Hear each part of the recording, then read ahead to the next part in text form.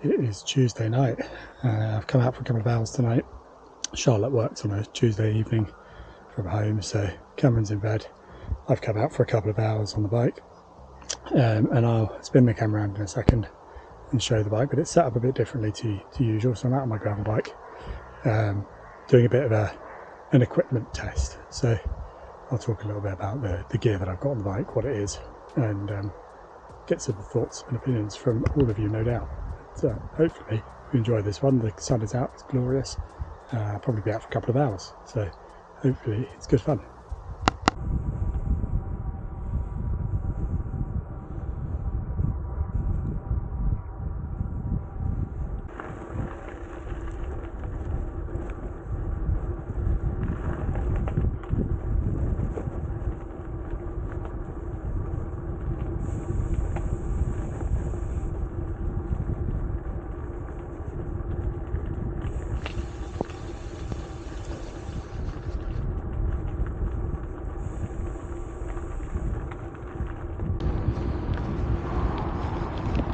I'm about 6k from my house and just coming out onto Caldicot Lake. The bike is a Fairlight Sacan. It's a 2.5 version frame with an earlier fork. I originally had the putty frame in the previous version. It got warranted and I kept the fork because honestly I think the carbon fork looks really cool. It's running full Shimano GRX, so it's the first version of the Di2 GRX, so it's wired, Hunt gravel wheels, and it's the carbon 35s, and then it's got Shimano Pro post, seat post, stem and handlebars, and a Selle Italia saddle. So I think it's running Panaracer tyres at the moment. Yeah, Panaracer Gravel Kings on there at the moment. I'll talk to you a little bit more about the bike packing kit shortly, but that is the bike. I've had it for 6 years now. It's a bit of a triggers broom. I've changed quite a lot over time, but the wheels are original and the grip set is pretty much original.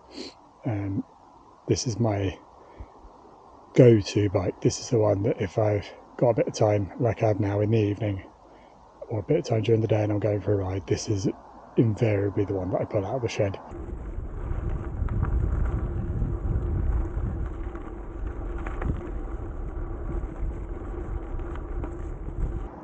Let's talk bike packing bags. So this has been a bit of an accumulation over years.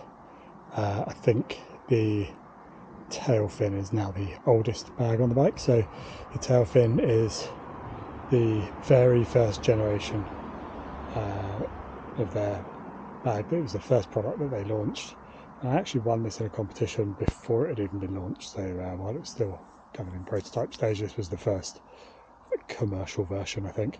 So it's not got any of the bosses on the legs. It's a really simple bag. It's absolutely bomb proof. I love their stuff. I would have more of it if I could afford it, but that has my stove in it, my sleeping bag, my down jacket, sleeping mat, and then little bits and bobs down the side, first aid kit, shoes, those kind of bits. Then moving forwards, the frame bag is an Outkit one, as you can see on it. That has my tent poles in it. I normally put a penknife in there, keys, bits and bobs like that, and a rain jacket if I need one. The top tube bag by Restrap, I would love to replace this. It's just a zip one. Does the job. Did go mouldy once when I got it wet and then left it. That's probably user error. So that has the bits I need to grab quickly and easily on it. Sweets, chargers, battery pack, cables, lights during the day normally, all that kind of thing. Multi-tool generally. And then coming around to the front, the most recent addition, this is the Restrap Aero Bar bag. As you can see, attached to the aero bars. That has the dry bag with my tent in it. So that lives there. And to be perfectly honest, on the gravel bike, the only reason I've got the aero bars on the bike is to carry that bag. It works really well, and that's the bag collection. Then I have on the aero bars my Wahoo, which is really old now, definitely due replacement, but it's trooping along, so we will continue. And my light, I've only got a little one on tonight, but I've got a bigger light if I need. And then the only other bits on the bike are the water bottles. This frame is a 51R, so it's the smallest that Fairlight do, so I can only fit 550ml bottles on. And then I've got my tool bottle rather, down at the bottom with all of the essentials that you hope you're not going to need but invariably do.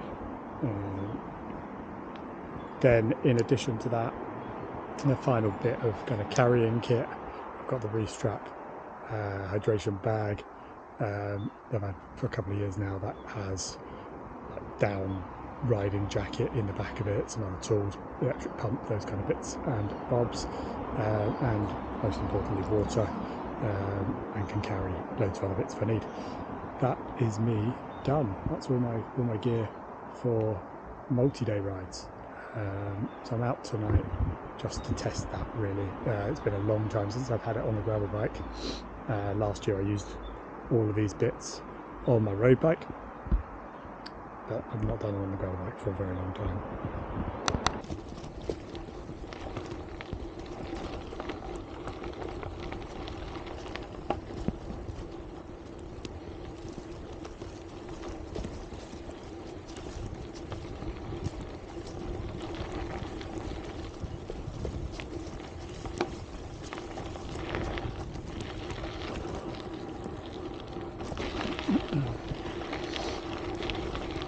I'm now out onto a stretch of the towpath by the Grand Union Canal, trying straight through Milton Keynes, which is incredibly convenient.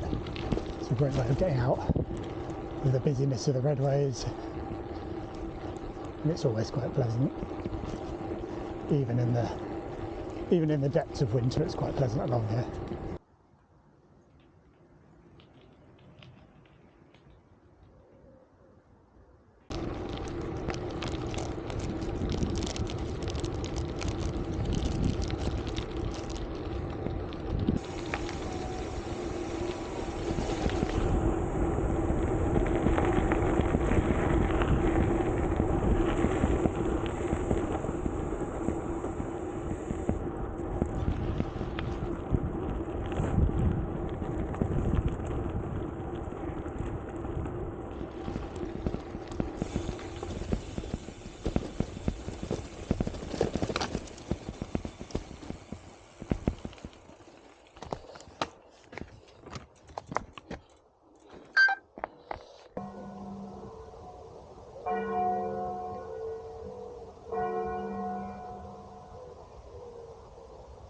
I think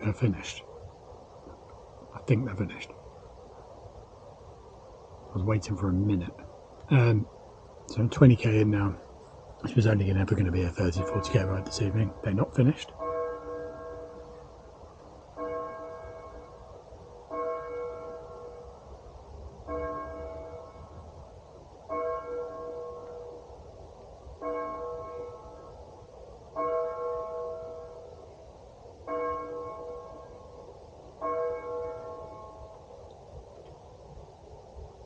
Now they're finished.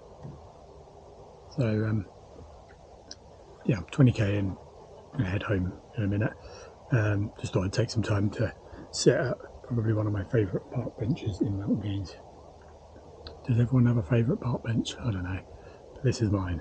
And just reflect on how the bike rides with bags and pretty much my full kind of long ride multi-day kit in it. One thing that I've always loved about the Sagan, and I think it gets raved about in reviews, is how balanced it feels. And I think over the years I've managed to get to a bag setup that doesn't impact that too much. So the bike still feels heavy. Sharp inclines and things are, you know, inevitably harder work than they would be without bags. But it doesn't feel unbalanced. It doesn't get out of control. I've seen some reviews on Facebook of people having speed wobbles and, you know, all those kind of things from having the weight really high up on the bike. I've never experienced that with this setup, so it's very controlled. It feels very familiar, and really, honestly, it doesn't make anything harder work than it would be without the bags on, really. I occasionally kick the tail fin when I'm getting on and off. That's about it. So I think we're good to go. I think a couple more rides with the kit on just to get used to the weight and make sure I've got the right things in the bags. And then hopefully this summer will be one where I can get an adventure of a couple of days. I've got a few routes in mind as possible options, so we'll just see what the weather does, what time is available. But hopefully some slightly longer adventures.